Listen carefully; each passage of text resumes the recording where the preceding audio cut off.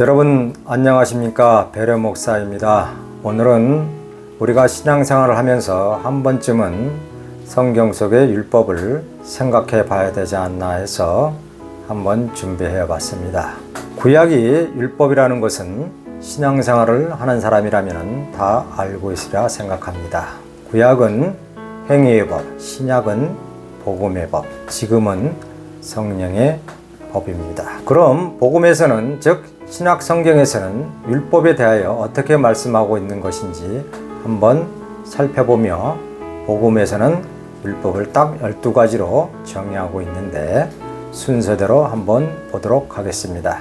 첫 번째, 마태복음 5장 17절에서 19절에 보면은 율법은 영원하다. 그러므로 잘 가르치고 행하라. 두 번째, 히브리서 7장 18절에 보면은 전에 있던 계명 즉 율법은 폐지되었다라고 말을 하고 있습니다. 그 다음에 세 번째, 로마서 7장 12절에 보면은 율법도 거룩하고 계명도 거룩하며 의롭고 선하다고 말씀하고 있습니다. 네 번째, 갈라디아서 5장 3절에서 5절에 보면은 율법은 그리스도에게서 끊어지고 은혜에서 떨어진다고 하였습니다. 그 다음에 다섯 번째, 갈라디아서 3장 10절에서 13절에 보면은 율법을 행하면 저주 아래에 있다고 하였습니다. 그 다음에 여섯 번째, 갈라디아서 2장 16절에 보면은 율법의 행위로서는 의롭다함을 못 얻고 행할수록 부패한다고 하였습니다. 일곱 번째, 로마서 5장 20절에 보면은 율법은 죄를 더한다라고 하였습니다. 그 다음에 여덟 번째, 로마서 3장 20절에 보면은 율법은 죄를 깨닫는다라고 하였습니다. 아홉 번째, 갈라디아서 3장 22절에 보면은 율법은 모든 사람을 죄 가운데 가둔다라고 하였습니다. 그 다음에 열 번째, 로마서 8장 4절에 보면은 율법의 요구를 이루라라는 말이 있습니다. 11번째, 갈라디아서 5장 18절에 보면은 성령의 인도를 받으면 율법 아래 있지 않다라고 하였습니다. 그리고 마지막 12번째, 로마서 13장 10절에 보면은 사랑은 율법의 완성이다라고 이렇게 기록이 되어 있습니다. 이 12가지의 율법을 놓고 보면은 도무지 헷갈려서 무슨 말인지 이해가 가지 않을 수도 있지만 그래서 오늘 가장 쉽게 믿는 형제들을 위하여 풀어서 여러분들에게 설명을 해 드리도록 하겠습니다. 이것을 이해해야 성경을 읽거나 강의를 들으면 재밌고 은혜가 되는 것입니다. 오늘날 율법의 관하에는 아직 우리 한국 교회에서 정확히 정립이 되어 있지 않고 율법의 이해가 적으며 교회의 분열의 온상이 되고 잘못 이해로 불법을 자처하고 있어서 부패의 온상이 되고 믿는 자의 영혼을 지옥으로 인도하고 있습니다. 그럼 하나하나 보도록 하겠습니다. 첫 번째, 율법은 영원하다. 그러므로 잘 가르치고 행하라. 마태복음 5장 17절에서 19절에 있죠. 성경 속에 있는 즉 문자 속에 있는 진리가 있으므로 진리가 영원하다라고 한 것입니다. 예를 들어서 십계명은 영원한 율법이며 폐지될 수 없는 법입니다. 뿐만 아니라 양으로 제사하는 것도 영원합니다. 육의 법에서는 양으로 제사를 지냈으나 영의 법에서는 예수님 자신이 양으로 제사했음을 우리는 믿고 그리스도의 영을 받는 신자가 그리스도의 삶을 살아내고 있으면 양같이 순종하고 의로움을 나타내는 것이 산제사이고 산제사의 양은 성도이므로 영원한 법입니다. 두 번째, 율법은 폐지되었다. 히브리서 7장 18절에 여기서 율법 폐지는 율례의 법을 말하는 것입니다. 율례란 그리스도의 이전에는 즉 구약 때는 사람인 제사장이 법도와 제도로서 집행했으나 이제는 이를 폐지하고 그리스도께서 심판권을 가지게 되어서 세상 끝날 날에 주께서 율례를 행하심으로 영으로는 폐지가 되지 않았으나 즉 행위로는 폐지가 되었습니다. 행위는 폐지되었으나 영은 폐지가 되지 않았던 것입니다. 예를 들어서 십계명 중에 부모를 공경하라는 말씀이 있습니다. 이 말씀은 계명이지만 부모를 경멸하는 자는 죽이라 하였으므로 이 율례는 폐지하고 사람이 집행하지 않고 죽은 후에 그리스도께서 집행할 것이며 부모를 부려왔던 자식이 돌이켜 고백하고 거듭이라면 그 죄가 사해지며 세상 끝난 날에 심판에 이르지 않는다는 것입니다. 하나님의 말씀은 항상 육의 말과 영의 말과 생명의 말에 있습니다. 부모는 육으로는 혈육이며 영으로는 모든 자연 만물이 나를 도와주니 부모로 들어갑니다. 생명으로는 하늘에 계신 아버지 하나님이십니다. 부모를 공경하라는 십계명은 영원하지만 불효자를 처벌하는 권세가 사람에게는 없고 국법에서는 정죄하고 징벌하고 있으나 신자에게는 율례의 지평권은 오직 그리스도에게만 있습니다. 세 번째로 율법도 거룩하고 계명도 거룩하며 의롭고 선하다. 로마서 7장 12절에 있죠. 율법 안에 있는 계명은 위에서 말한 것과 같이 선하고 거룩하다는 것은 성령의 생명의 법을 말하는 것입니다. 로마서 8장 2절에 있습니다. 이 생명의 법을 이루려면 계명이 있어야 하므로 성령께서 우리 거듭난 성도에게 이 계명을 성취함으로 거룩하고 선하신 법이라고 하신 것입니다. 갈라디아서 6장 2절에 보면은 그리스도의 법을 성취하라 이루라고 되어 있습니다.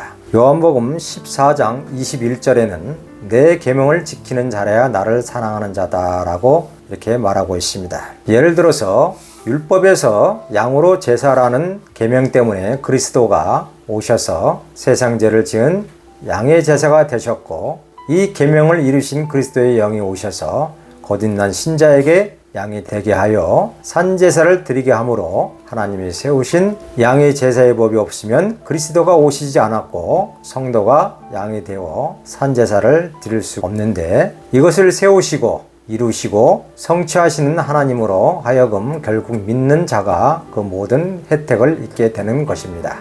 네 번째, 율법은 그리스도에게서 끊어지고 은혜에서 떨어집니다. 갈라디아서 5장 3절에서 5절에 있는 겁니다.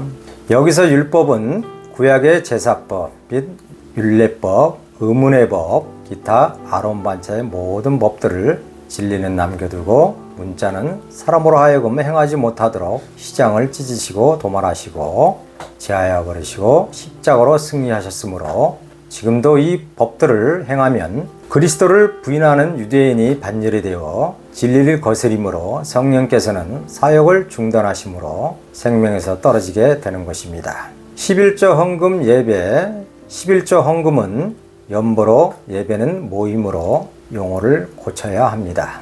다섯 번째, 율법을 행하면 저주 아래 있다. 갈라디아서 3장 10절에서 13절에 있죠. 네 번째에서 폐지된 율법을 지키는 것은 저주를 받기 위해 자초하는 행위입니다. 그리스도께서 희생의 제물이 되신 것은 율법에서 소와 양과 비둘기의 피로 제사를 드리는 계명으로 그리스도는 죽었는데 이 제사를 지키기 위해서 아론 반채 제도화되었고 많은 율례와 규례와 결례와 율법이 있게 되었습니다. 4번과 같은 의미를 가지고 있습니다. 여섯 번째, 율법은 행할수록 부패한다. 갈라디아서 2장 16절에 있습니다. 여기서 율법은 그리스도를 예언하였던 의문의 법, 즉 성경 문자, 율법, 의문, 조문이라고도 표현을 합니다. 이 율법 안에는 행위의 법과 믿음의 법, 생명의 법으로 나눌 수가 있습니다. 그러면은 행위의 법, 갈라디아서 3장 10절, 율법을 행하면 저주 아래 있다. 구약은 행위를 강조하며 행위 없이는 심판을 결정하지 못합니다. 하나님을 섬기는 구약의 제도도 행위가 없이는 제사가 되지 않으며 간음도 행위가 나타날 때 정죄가 되고 행위로서 의롭다함을 얻는 것입니다. 행위로 옮기지 않으면 죄가 되지 않습니다. 이것이 구약에서의 말하는 행위의 법입니다. 그 다음에 믿음의 법, 로마서 3장 20절에 있죠. 신약에서는 의롭게 되는 것이 예수님을 믿음으로 의롭게 되는 것이고 은혜로 구원을 얻는 복음이 신약의 핵심입니다. 구약의 행위의 법은 제사장이 희생의 제사를 드리는 행위로서 하나님을 섬겼으나 신약의 믿음의 법에서는 신령과 진정으로 하나님을 예배하라고 하였습니다. 여기서 말하는 것은 영적 예배이지 종교 행사가 아닙니다. 예를 들어서 신약에서는 간음의 행위가 없어도 마음에서는 음력을 품으면 마음이 간음한 거로 정죄되고, 살인을 하지 않았어도 마음에 미움을 품으면 살인죄로 여기고, 행위보다 마음의 법을 중요시하는 것이므로 이것이 바로 믿음의 법입니다.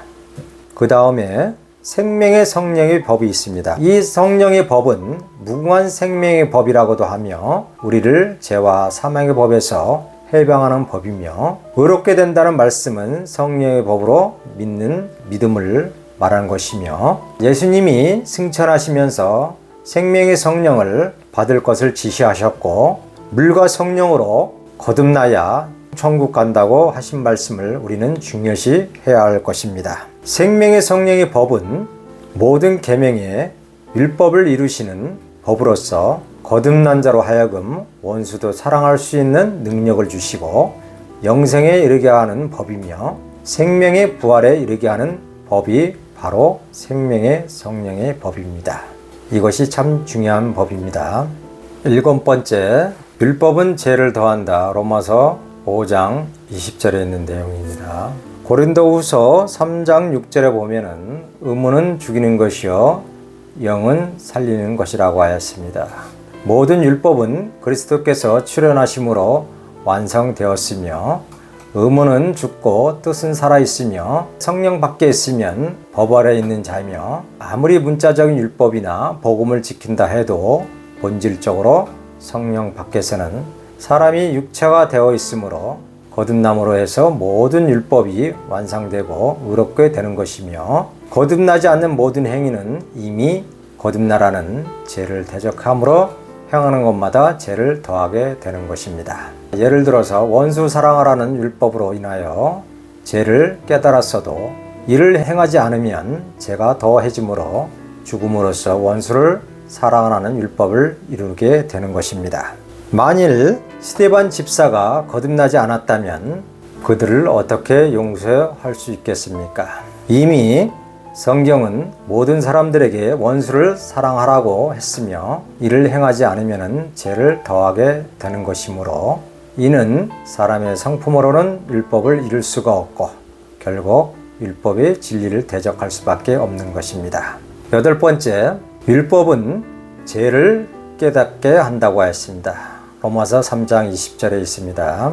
죄를 깨닫게 하는 것은 율법이고 이를 사함받게 하는 법은 믿음의 법이고 이를 순종하게 하는 법은 바로 성령의 법입니다. 그러므로 우리는 믿음의 법으로 사함을 받고 거듭남으로 율법을 완성하게 되는 것입니다. 9번째로, 율법은 모든 사람을 죄 가운데 가둔다 라고 하였습니다. 갈라디아서 3장 22절입니다. 죄를 깨닫게 하시고 죄를 더하게 하시고 죄 안에 모든 사람들을 행위로 의롭게 되지 못하고 오직 그리스도를 믿게 하여 믿음으로 의롭게 하시면서 의롭게 된 성도에게 생명과 성령으로 살리게 하신 하나님의 측량할 수 없는 지혜와 은혜와 사랑을 알 수가 있습니다. 10번째, 율법의 요구를 이루라.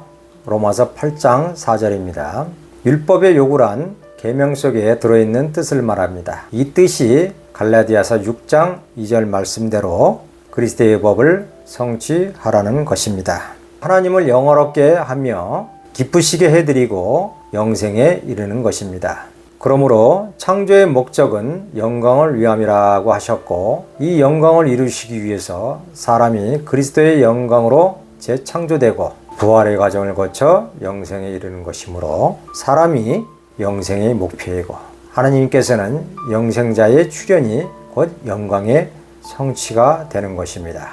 11번째, 성령의 인도를 받으면 율법 아래 있지 않다. 갈라디아서 5장 18절에 있습니다. 앞에서 말한 것처럼 율법이 몽학선성이 되어 그리스도에게 인도하셨고 진리를 순종함으로 성령의 법으로 생명에 이르게 한다는 말을 하였습니다. 성령의 인도란 말은 매우 의미심장하고 깊은 뜻이 있습니다. 창세기 1장 2절에 보면은 하나님의 성품에서 하나님의 영이 발생하고 그리스도의 성품으로 재창조된 사람은 그 성품이 옛사람의 성품이 아니고 그리스도의 성품이므로 그리스도의 영이 성령이고 그리스도의 성품으로 지음받는 사람의 영도 성령과 같은 것입니다. 전에 말씀드렸죠. 하나님의 성품 7가지가 있다고 말씀드렸습니다. 사랑, 진리, 거룩, 공의, 영광, 영원, 영생이 있다고 말씀드렸습니다. 하나님의 성품으로 재창조된 신자의 생각은 성령의 생각과 같은 반열인 것입니다. 12번째로 사랑은 율법의 완성이다. 로마서 13장 10절에 있습니다.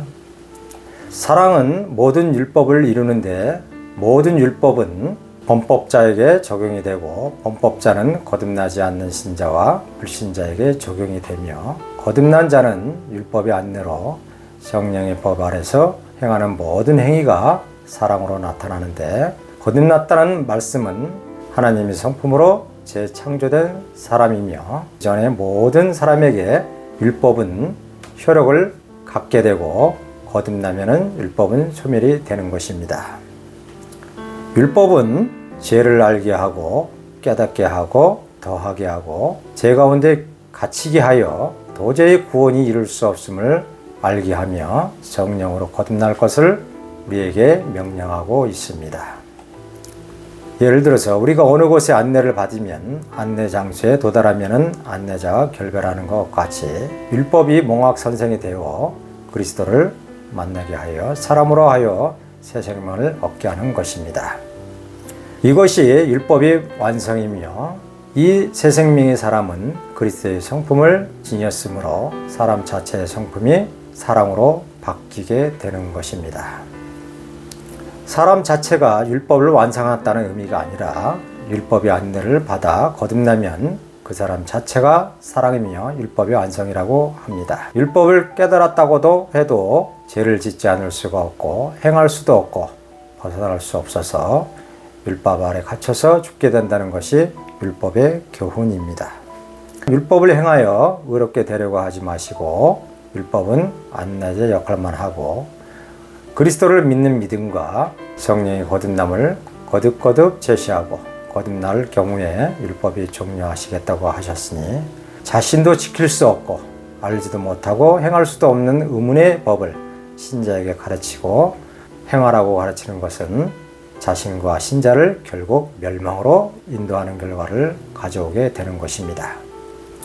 소경이 소경을 인도하여 둘이 다 실족한다는 말씀이 각자에게 임하지 않아야 합니다. 말씀을 정리합니다. 우리는 단 하나의 율법도 행할 수 없고 할 수도 없는 의문의 법을 믿는 성도에게 가르치면 안 됩니다. 우리에게 중요한 것은 성령 안에 있는가, 성령 밖에 있는가를 점검해야 합니다. 의문 안에 감춰진 진리를 성령을 통하여 깨달아서 성도들에게 꿀같은 복음으로 영생을 얻도록 인도해야 할 것입니다. 만일 우리가 거듭났다면 이적이나 능력이나 육체의 병고침이나 물질의 축복보다는 속사람은 날로 새롭게 겉사람은 날로 후패해지면서 희락과 의와 화평이 충만한 그런 사람이 바로 성령으로 거듭난 사람입니다. 그러나 우리의 모습은 사도와 선지자의 모습이 아니고 분노와 미움과 탐심의 죄에 사로잡혀 있음을 저부터 회개하며 반성합니다.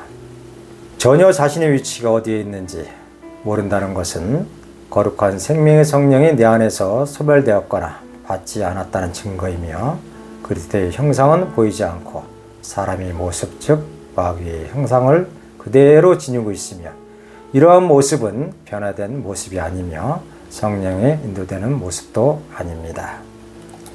아무리 율법을 폐지하거나 부르짖어도 율법은 거듭날 때까지 우리의 멍에가 되어 결국 거듭나지 않으면 율법 아래서 율법으로 사망에 이르게 될 것입니다. 여러분 율법으로 의롭다함을 받으려고 하지 마시고 성령으로 거듭나서 하나님을 기쁘게 하는 여러분들이 되시기를 바라겠습니다. 여러분 감사합니다.